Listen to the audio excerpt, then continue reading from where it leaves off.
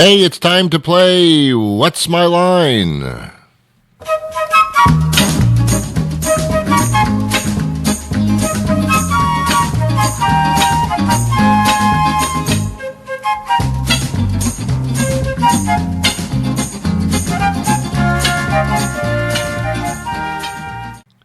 I finally figured out what Donald Trump really does for an occupation.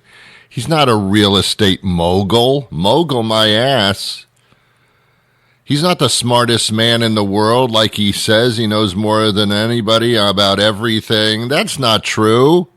That's not what he does. I just figured it out. He's a circus clown.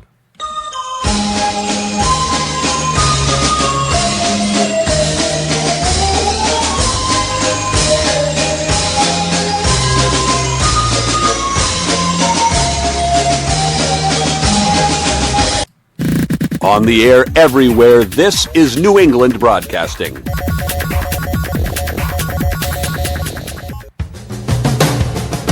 Good morning, good afternoon, good evening, good night. It's the Ron Van Dam Show. Thank you very much. Hold on tight, things can get a bit weird, if you like that sort of thing. You love it, you know you love it.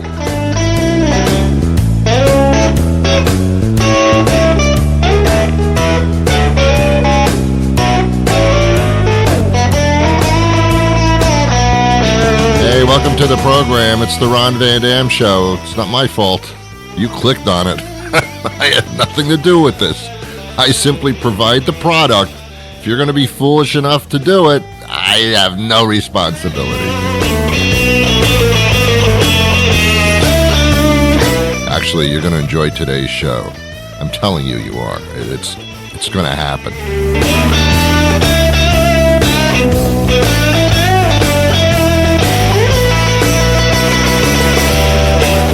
Boy, do I love to talk about food. It's bad enough that I love to eat it, and it's good that I love to cook it, but I also love to talk about it. Oh, that's oral sex. Anyway, I'm sorry.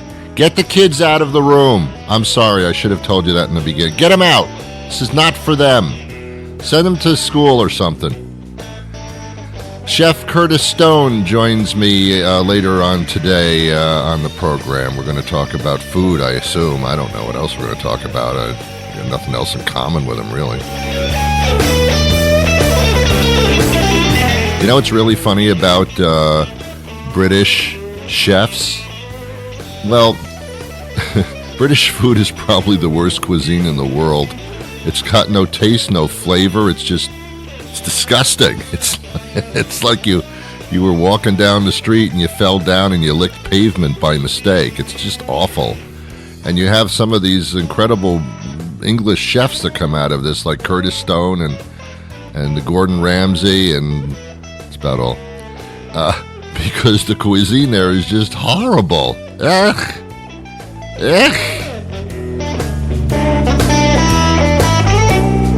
What a great way to introduce our guest. Here's a great English chef, a British chef, whose cuisine in his country is horrible.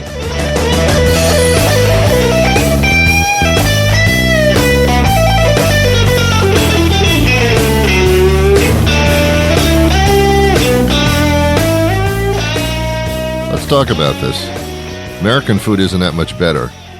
See, in America, we have diversity, supposedly, and that means people from all different countries live here, even born here, and they bring their culture. So we've got tons of different kinds of restaurants. American food itself, not real impressive, to be honest with you. It's like, well, here's a mound of fat. What foods can we make out of it or has the highest content of it? And that would be American food. We love the fatty stuff. We even name it romantically. Yes, we name our fat-ridden, lard-ridden cuisine in a positive light. We call it comfort food. Comfort food? It's freaking fatty. What are you talking about comfort? Oh, I love the comfort of fat. I love to snuggle with fat. Give me fat and I feel so comfortable. Comfort food? And we're coming up on the comfort food season. That's the macaroni and cheese and the salty soups and the fatty crap. Oh, love that stuff. Love that stuff. The only time of year that we pay a little bit of attention to healthy food is the summer, because that's when we figure that the vegetables are fresh, and they're really not. Not in the supermarkets, that's for sure. But that's when we go for, we're going to have a salad. We're going to have a salad. What are you going to put in the salad? Fat. We're going to find some fatty stuff and throw it in the salad. Let's get some salad dressing. Where's the fatty salad dressing? Yeah, summer is as close we come to eating real healthy. A lot of vegetables. Chop up a lot of vegetables. What are you gonna eat with the vegetables? Fat. We're gonna find some fat. So we're getting into comfort food season, and I'm scared of it. I'm very scared of the fall, because it just happens every year. Oh my God! It starts with Halloween. Yeah, it's an evil holiday if you don't like fat. Starts with the candy. It's a day of candy. It's the one day the kids are allowed to eat candy. Otherwise, parents say, no, my child will not eat candy. Sweets are going to make him run around and get all hyper. No candy. We regulate the candy very carefully. Tomorrow's Halloween. Let's hand out candy. Let's give them candy. Doesn't make any sense. But you can't not put candy in their little Halloween pillowcases. The candy's wrapped. It's easy. It's convenient. You can't put mashed potatoes in their little plastic pumpkin. We're not handing out candy this year. We're handing out squash. Here's a piece of squash. And then the kid brings the squash home, and the parent says, you can't eat that squash. It's unwrapped. We don't know what they put in the squash. Halloween starts the ball rolling, the ball of obesity. And then you never hand out as much. You always figure, well, I don't want to be cut short on the Halloween kids coming, and I run out of candy. They're going to toilet paper my house, or I'm going to put shaving cream on my legs or something. Have to shave my legs again. I can't run out of candy for the poor little wonderful kids who dress up like very strange creatures. There was 2 years ago, I'll never forget this. It was like an 8-year-old girl. She comes up to the front door of my house, which is really where I would like them to be for Halloween, and she's dressed like I don't know what she was. It looked like a nurse. I wasn't sure, and I said, what are you dressed up as? She says, a sexy nurse. Oh, my God. Oh, my God. A sexy nurse? Where did you get that adjective from? Who told you that adjective? Couldn't you just be a nurse? You got to be a sex. You're 8 years old. I don't know what's happening, man. So anyway, so you don't want the kids not to walk away with candy, so you overbuy the candy, even though you know that you bought way too much candy. Now Halloween is over. You're sitting around. It gets dark early. Stay light, not savings. I don't know what the hell it's called. The clocks go back an hour, so like now it gets dark at 2:30 in the afternoon, which is not a bad thing, believe me. Not a bad thing at all. If it gets dark at 2:30, I like it. That means at 3 o'clock I can go home and go to sleep and feel perfectly comfortable doing that. Anyway, so you got all this candy left over. So now you're trapped in your house with candy. You bring it to your office if you work in an office, you try to palm it off on them. They don't want it. They don't want it. They brought theirs to the office to get rid of theirs. Nobody wants the candy. You bring it to the senior center. That's nice. 90-year-old people. They're on cholesterol medication and diabetic to begin with. Well, they're old. They can't afford candy. Yes, they can. They don't want the candy. Nobody wants the candy.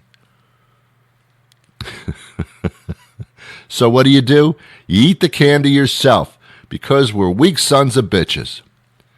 So we're eating candy like for a whole month, and then Thanksgiving rolls around. It's not religious. There's no God involved in this thing. It's not really the Last Supper. That was a separate deal. It's a separate book. Thanksgiving is when you give thanks for the food that you are about to gorge yourself with. So you get a gigantic turkey, you throw that in the oven, stuffing, everything you can find. You know, some people fry their turkey. I understand that's great. I had a discussion with a friend about it. Fried turkey, wonderful. Not exactly the healthiest choice, probably.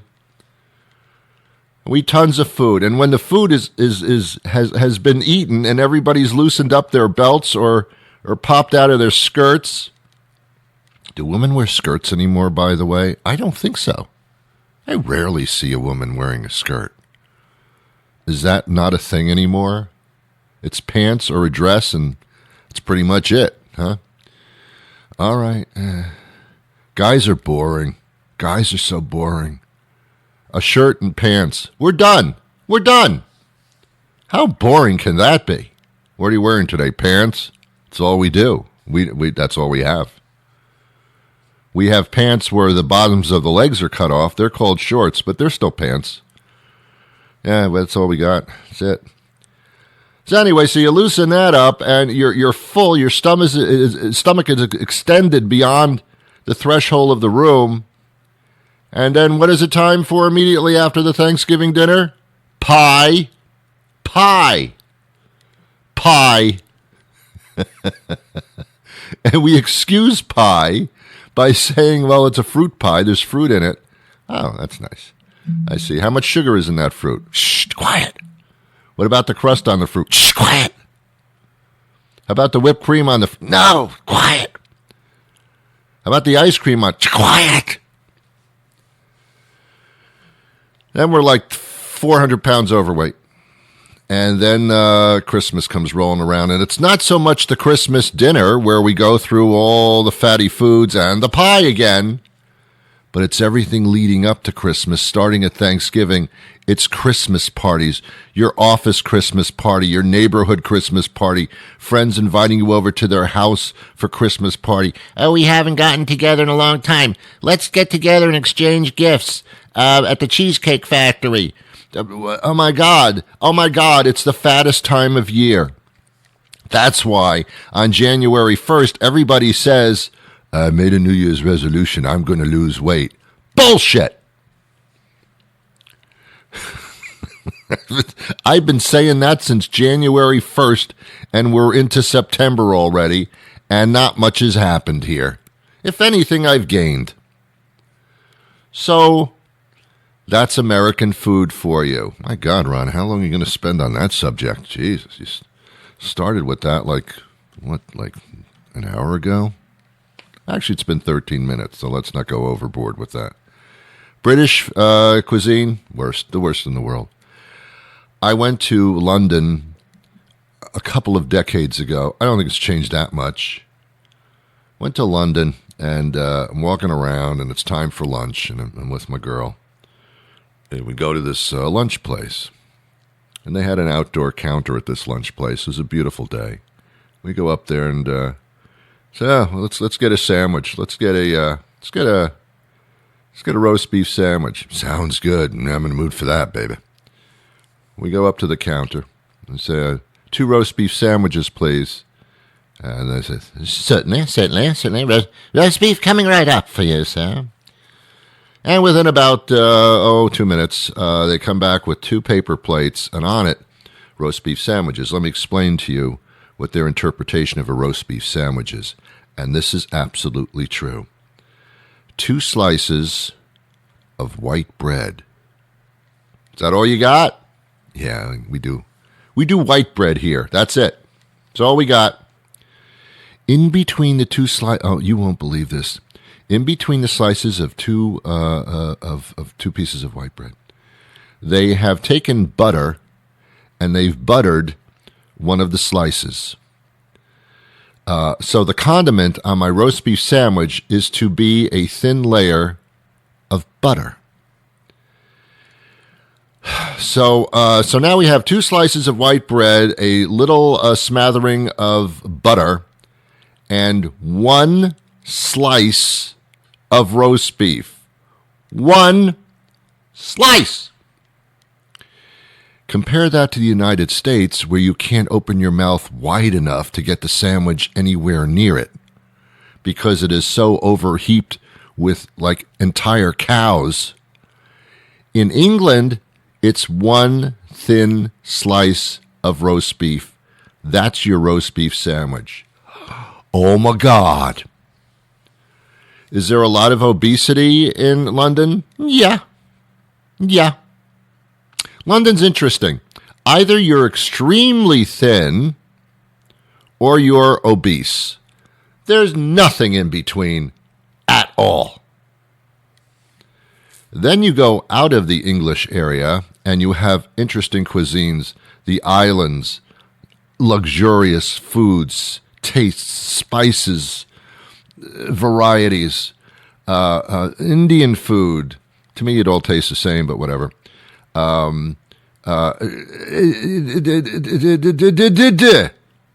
Chinese food, which is nothing like our American Chinese food. Chinese food in China is like totally different. Not used to it, but it's actually a bit healthier. Did you ever go into, I've talked about this before, you go into a Chinese restaurant here in the United States. You live in the United States?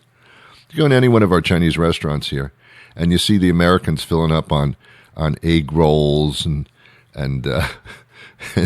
Peking ravioli and all this stuff. There's fried crap. It's just all fried crap. Tons of calories. And you go, my God, Chinese food is like, wow, it's very, very tasty. It's almost like addictive, but like it's like a world of poo-poo platter stuff. And rice by the truckload. And then you kind of see the Chinese wait staff sitting in the corner on their eating break. And what are they eating? Just steamed vegetables and white rice. Oh my God, you're eating healthy. Why are you giving us this crap? Because you want the crap. Wow. I know. It's a world of cuisine out there. I don't know. I just don't know. All right, kids. You're listening to the Ron Van Dam Show. I think you knew that. I think it's time for me to move on. And I will, because there's more to do here than... Shut up! All right, stop it. Chef Curtis Stone joins us momentarily here on the program. In the meantime... you don't know what I do for you. This sounds like I'm just sitting here talking. Do you know how much preparation this takes? All kinds of preparation. Preparation A, B, H. All kinds. We have a large staff of people that meticulously write out every word that I say. So much goes into this show. I get up at 2 o'clock in the morning just to pee, and then I go back to bed, but that's not the point. There's a lot of preparation that goes into this show. To create each episode of The Ron Van Dam Show, Ron wakes up early, heads into the studio, discusses the important issues of the day, interviews fascinating guests, then finishes his show and gets up and puts on some clothes. Try getting that image out of your head for the rest of the day, suckers! You're listening to The Ron Van Dam Show on New England Broadcasting. All right. A little condescending, but nonetheless interesting. How are you? I've been neglecting you again. I know you're there, and I haven't asked you any pertinent questions like how's the family and how was your weekend. I'm sorry. I am so sorry. Hey, guess what? Today for me, time to do the laundry. That's an event. I don't know about you. I don't know what you do all day. I don't know if you're working or not working, retired or retarded. I don't know what you are. I don't know what you're doing. I don't know how many part-time jobs you have.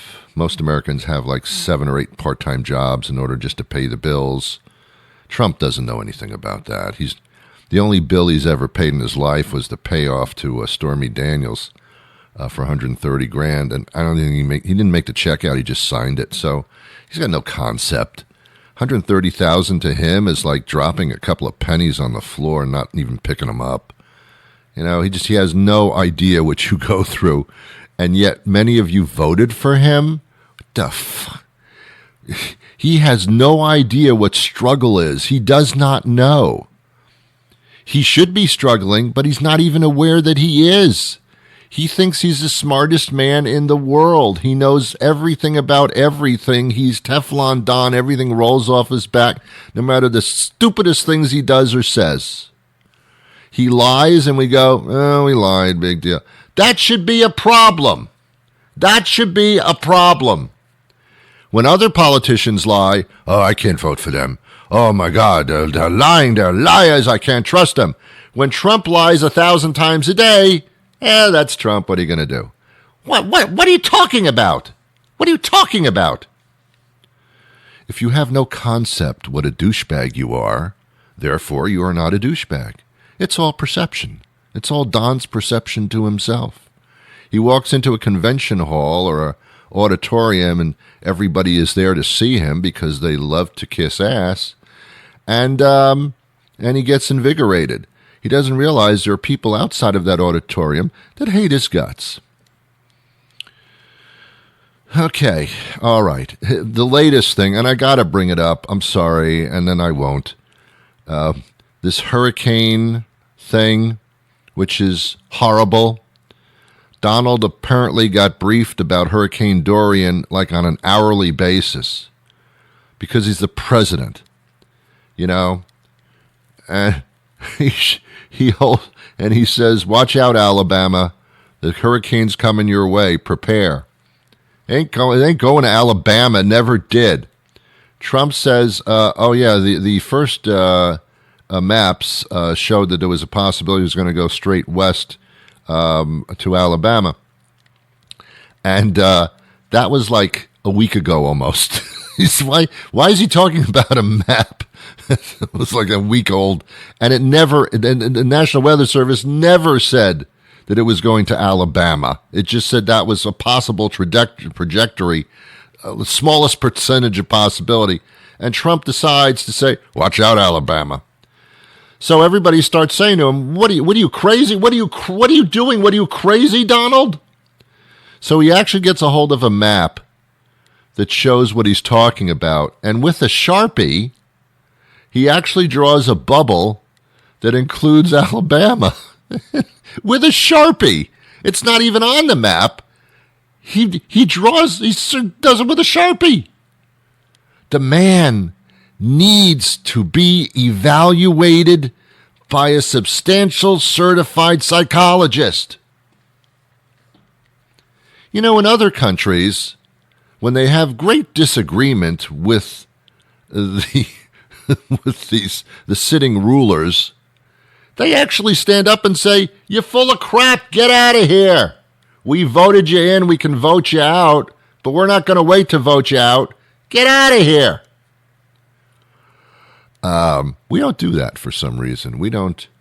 The only thing we do in the streets is pee in them.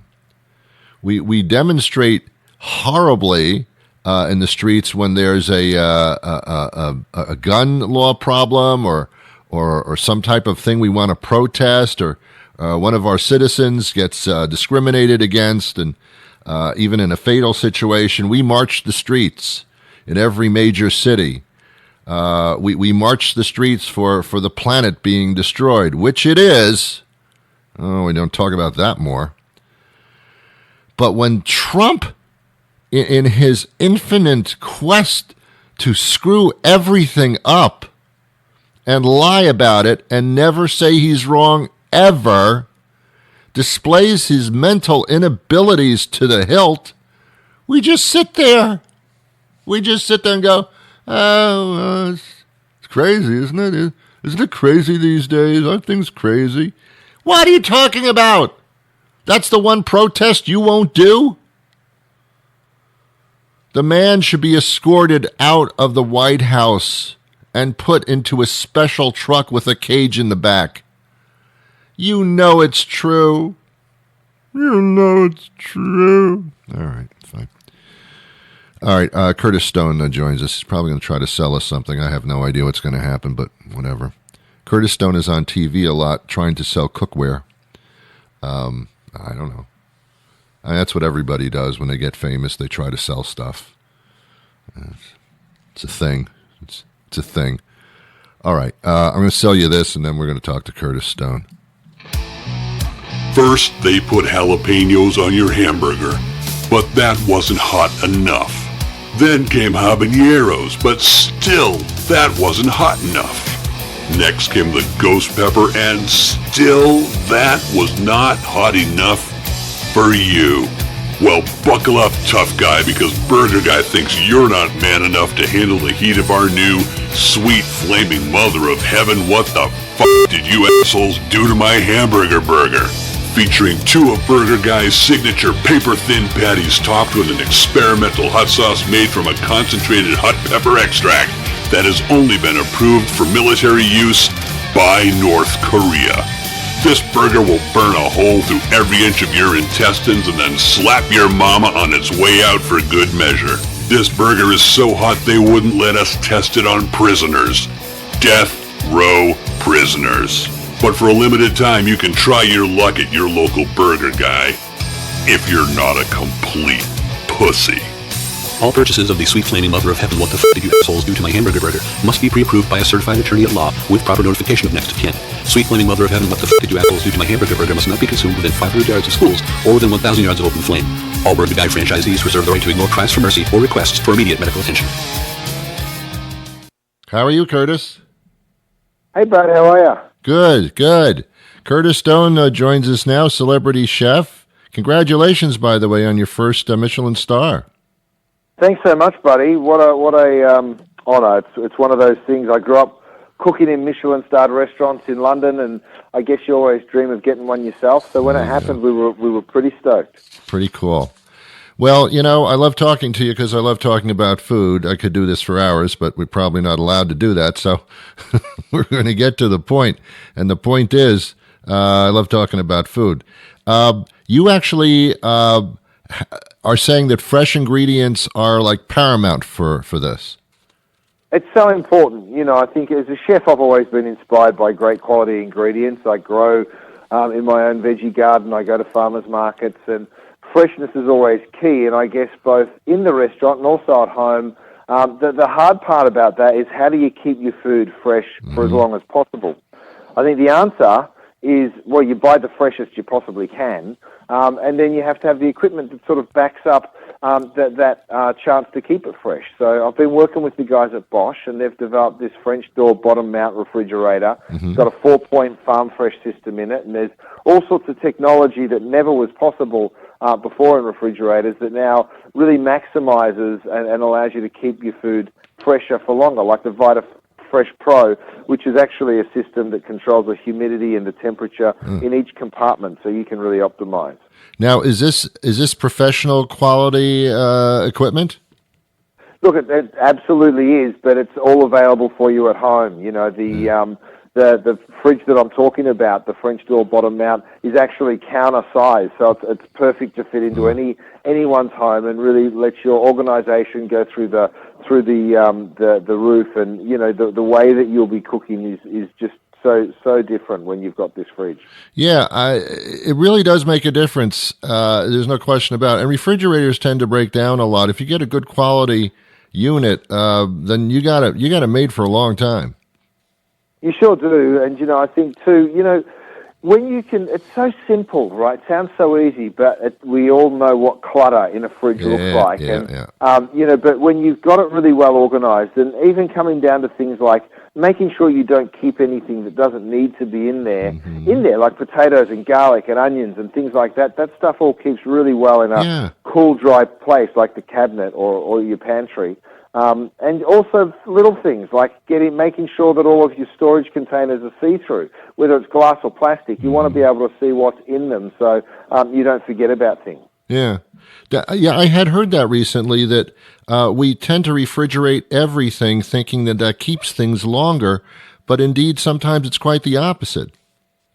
That's right, and different things need different levels of humidity and different temperature. So you want to keep your meat and seafood at a lower temperature than you do your fruits and vegetables. Your leafy greens, for instance, need to be kept at a slightly different humidity level than some of your fruits. So when you've got the right fridge, it takes care of all that stuff for you. That's pretty cool. So that's what we're talking about with technology. It's not the television sets are popping out of the lid or anything. It's that the unit itself is a smart unit. It knows what to do with what you put in it.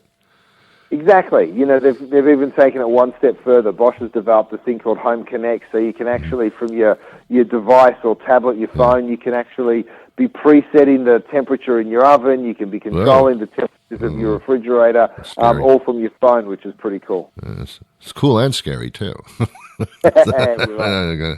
All right, so fresh is good, and this unit keeps everything fresh, and I guess that's the secret of really elegant cooking, is having it just at the right crispness, the right temperature, and the right quality. It really is, and like even following the seasons, we're sort of coming to the end of summer, so all of those summer produces, beautiful fruits and vegetables, and we want to make sure that we're using that up while it lasts, but we're about to start moving on into fall, and then, you're going to be looking for the different stuff that's at the peak of its season, like squash and carrots and stuff that sort of grows in the ground rather than on a vine. So, I think listening to the season is important as well. Okay, well, look, I couldn't have a conversation with you without pressing you to give me a recipe that involves something incredible and fresh and what we're talking about here. Of course, mate. So I've got some crostini sitting in front of me right now, and we always think of crostinis that like they need tomato or goat's cheese or prosciutto or something savory, but I'm going to do a sweet one. So I've got some ricotta cheese that I'm spreading over the top of the crostini, and then with strawberries and raspberries, again, the end of summer, they're sort of good now but won't be for long. I cook the strawberries for just a couple of minutes with a little lemon zest and maple syrup. I throw in the raspberries when I remove it from the heat, fold all of that together, and then just spread that straight over the top of the ricotta on the crostini, and you've got this beautiful little sweet snack that's ready to go. Could you pass some over through the microphone there? I guess you can't do that. Cool. That's the only problem with doing radio, damn it. Anyway, all right. Where do we get more information about all of this? For both the recipe or any of the information we're talking about, organization, you can go to Bosch's blog. It's at the Heart of the Home, which is, it's called the Heart of the Home, and it's available on the Bosch website. Perfect. Well, good to talk to you. We see you all over the place. Continue keeping us informed, and we'll talk sometime soon. Thanks so much, mate. Lovely chatting to you. Thank you. Take care. That's it for me today. That was quite enough. I'll be back again tomorrow with a brand new show. Will you join me then? Is that a promise? Don't say it to me if you're not going to do it. Okay, that's better. Or not. I don't know. I didn't hear you. Have yourselves a wonderful day. I wish you peace.